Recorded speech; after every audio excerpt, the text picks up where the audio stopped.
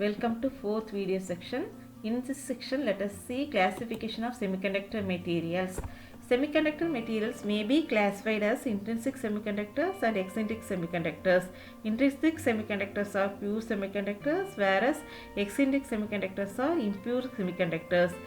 Extrinsic semiconductors are further classified as N-type semiconductors and P-type semiconductors. Let us see intrinsic semiconductor. An intrinsic semiconductor is the purest form of a semiconductor, elemental, without any impurities.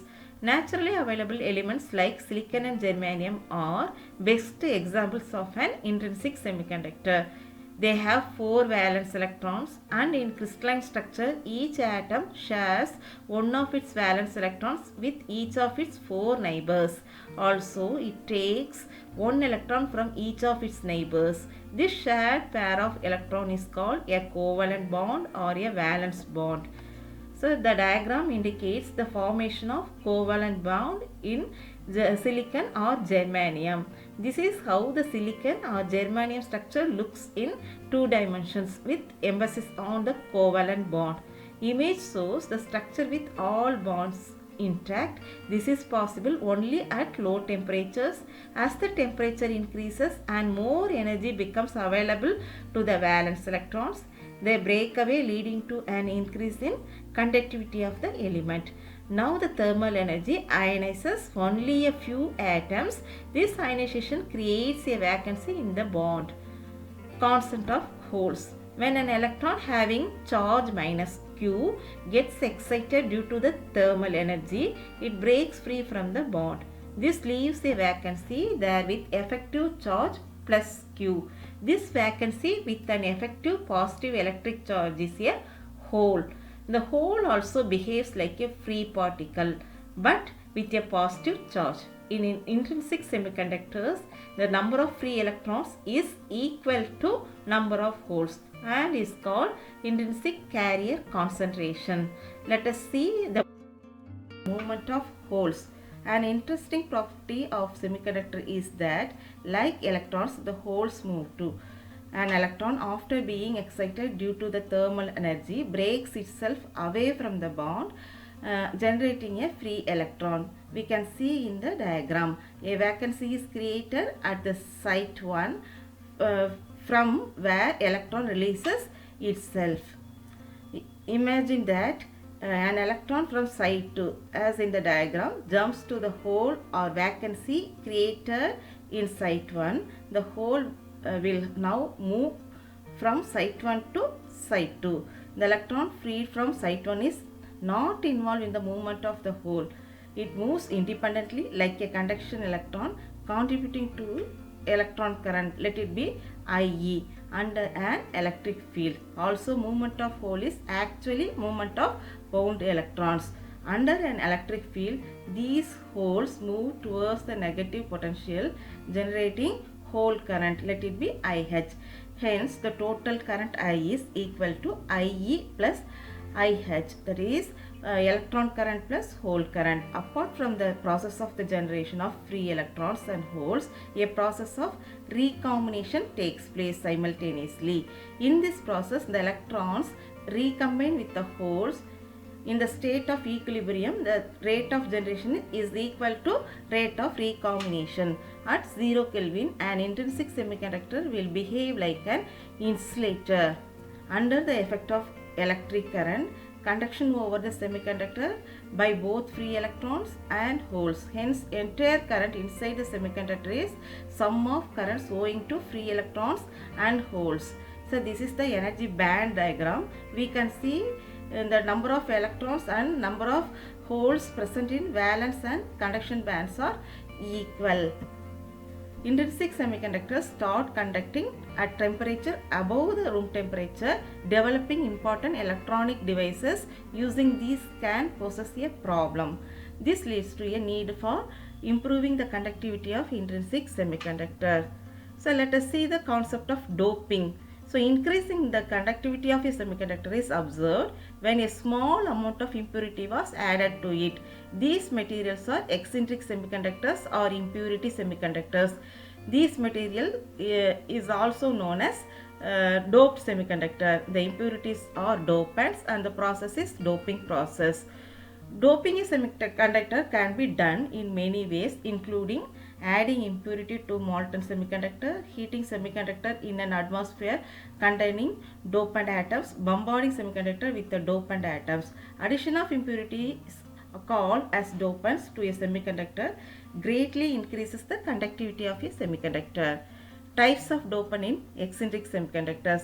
Crystals of silicon and germanium are doped using two types of dopants. Number one, pentavalent, that is valency 5 atoms like arsenic, antimony, phosphorus, etc. Number two, trivalent, that is valence 3 atoms like indium, boron, aluminium, etc. The reason behind using these dopant is to have similarly sized atom as the pure semiconductor.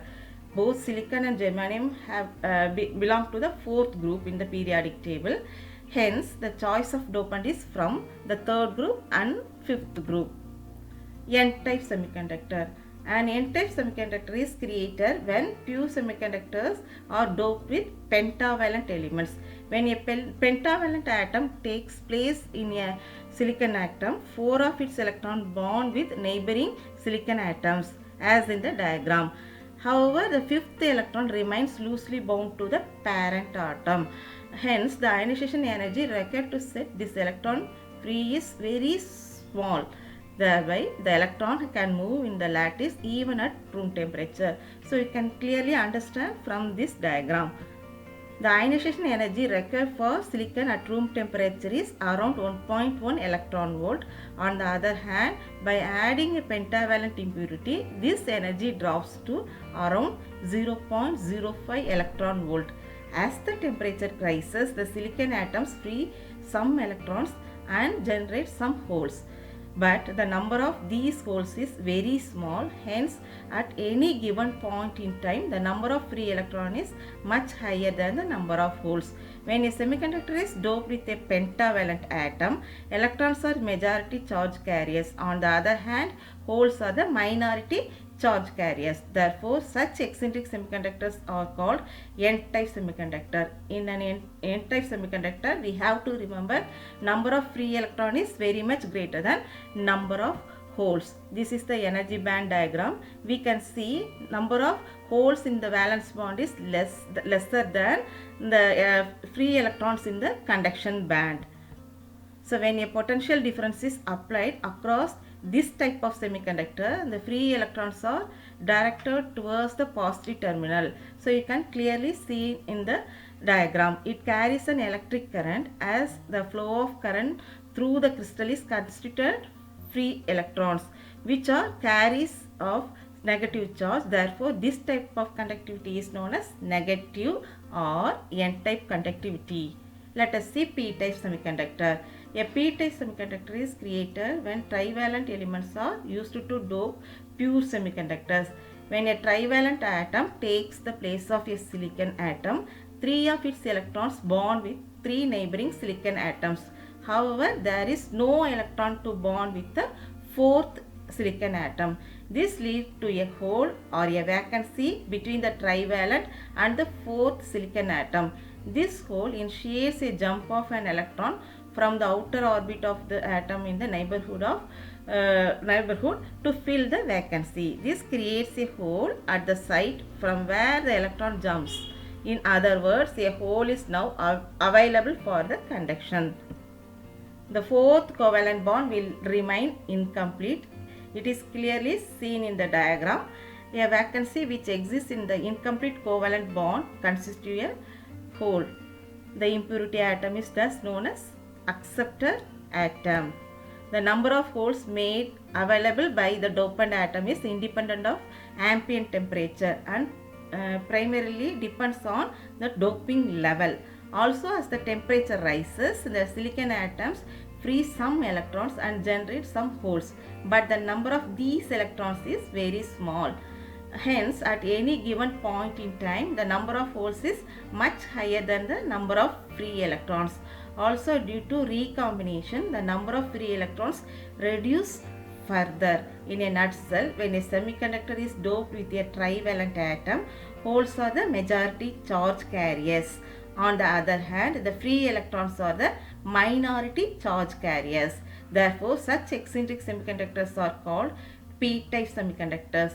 In p-type semiconductor, we have to remember number of holes is very much greater than number of electrons. This is the energy band diagram. So we can clearly see that the number of holes present in the valence cell is much greater than the number of electrons in conduction band. So the holes are available in the valence bands are directed towards the negative terminal, as the current flow through the crystal is by holes which are carriers of positive charge. Therefore, this type of conductivity is known as positive type or p-type semiconductivity. So let us see the comparison of n-type and p-type semiconductor. In n-type semiconductor, dopant is pentavalent, whereas in p-type it is trivalent. So dopant supplies extra free electrons in n-type, whereas in p-type dopant supplies extra free holes. So in n-type majority carriers are electron, minority carriers of holes. But in p-type majority carrier are holes, minority carriers are electrons. So in n-type number of electrons is very much greater than number of holes, whereas in p-type number of holes are very much greater than number of electrons. So when we see majority and minority carrier for n-type semiconductors, electron concentration is much more than the hole concentration due to the dopant electron. For p-type semiconductors, hole concentration is much more than electron concentration and is mostly due to the dopant holes. Note, eccentric semiconductors are electrically neutral unless an electron is removed or injected in it, as the dopant is neutral. So you can clearly understand the types of semiconductors. In the next video section, let us see the formation of P and N junction. Thank you.